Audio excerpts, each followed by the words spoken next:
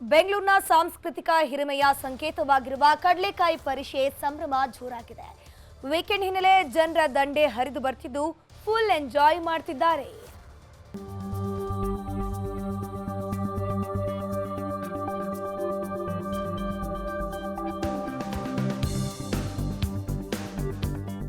ಎಲ್ಲೆಲ್ಲೂ ಕಡಲೆಕಾಯಿ ಕಲರವ, ಕಣ್ಣು ಹಾಯಿಸಿದಲ್ಲೆಲ್ಲ ಜನವೋ ಜನ.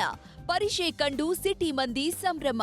ಇದು ನಗರದ ಇತಿಹಾಸ ಪ್ರಸಿದ್ಧ ಕಡಲೆಕಾಯಿ ಪರಿಷೆ ಸಂಭ್ರಮ.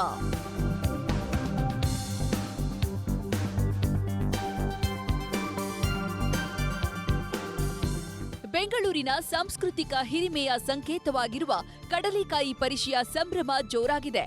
ಈ ಪರಿಷೆಗೆ ಸೋಮವಾರ ಡಿಸಿಎಂ ಡಿಕೆಶಿ ದೊಡ್ಡ ಗಣಪತಿಗೆ ಪೂಜೆ ಸಲ್ಲಿಸಿ ಪರಿಷೆ ಉದ್ಘಾಟಿಸಲಿದ್ದಾರೆ. ವೀಕೆಂಡ್ ಹಿನ್ನೆಲೆ ಇವತ್ತಿನಿಂದಲೇ ಜನರ ದಂಡೆ ಹರಿದು ಬರ್ತಿದೆ. ದೇವಸ್ಥಾನಕ್ಕೆ ಭೇಟಿ ನೀಡಿ ಪೂಜೆ ಸಲ್ಲಿಸಿದ್ದಾರೆ.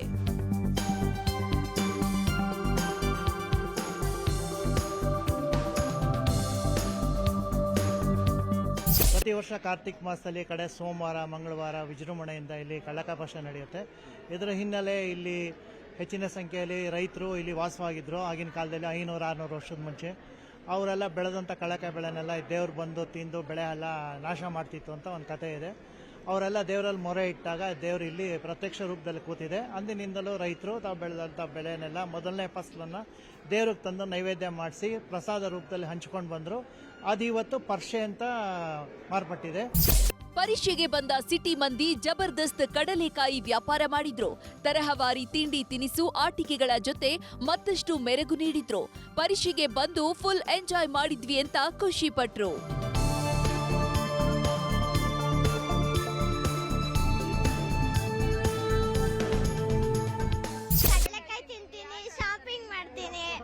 ಅಪ್ಪ ಮಾತ್ರ ಹಠ ಮಾಡ್ತೀನಿ, ಏನಾದ್ರೂ ತೆಕ್ಕೊಟ್ಟಿಲ್ಲ ಅಂದ್ರೆ ಟೈಮ್ ಪಾಸ್ ಮಾಡ್ತೀವಿ, ಜಾಲಿ ಮಾಡ್ತೀವಿ.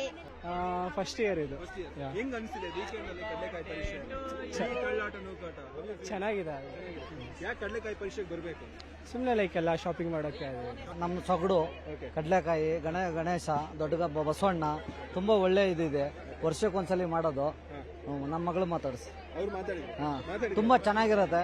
ಅದಕ್ಕೋಸ್ಕರ ವರ್ಷಕ್ಕೊಂದ್ಸಲಿ ಮಾಡ್ತಾರೆ. ಅದೇ ಒಂದು ಹಬ್ಬ ಇದು. ತುಂಬಾ ಚೆನ್ನಾಗಿರುತ್ತೆ. ವೀಕೆಂಡ್ ಏನ್ ಪರ್ಚೇಸ್ ಮಾಡ್ತೀವಿ? ಏನ್ ಬೇಕಾದ್ ನಾವು ತಗೋತೀವಿ. ನೋಡಿ, ಈ ತರ ತಗೋತೀವಿ. ಎಲ್ಲ ಕಡೆ ಸಿಗಲ್ಲ. ಈ ತರ ಇಲ್ಲಿ ಬಂದಾಗ ಏನೋ ಒಂಥರ ಖುಷಿ ಆಗತ್ತೆ. ಎಷ್ಟು ವರ್ಷದಿಂದ ಬರ್ತಿದ್ದೀರಾ? ನಾವು 6 ವರ್ಷ 7 ವರ್ಷದಿಂದ ಬರ್ತೀವಿ.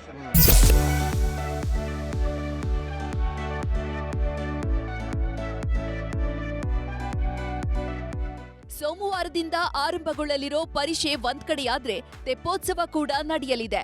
ನಾಳೆ ಕೂಡ ವೀಕೆಂಡ್ ಆಗಿರೋ ಕಾರಣ ವ್ಯಾಪಕ ಜನರು ಸೇರೋ ನಿರೀಕ್ಷೆ ಇದೆ.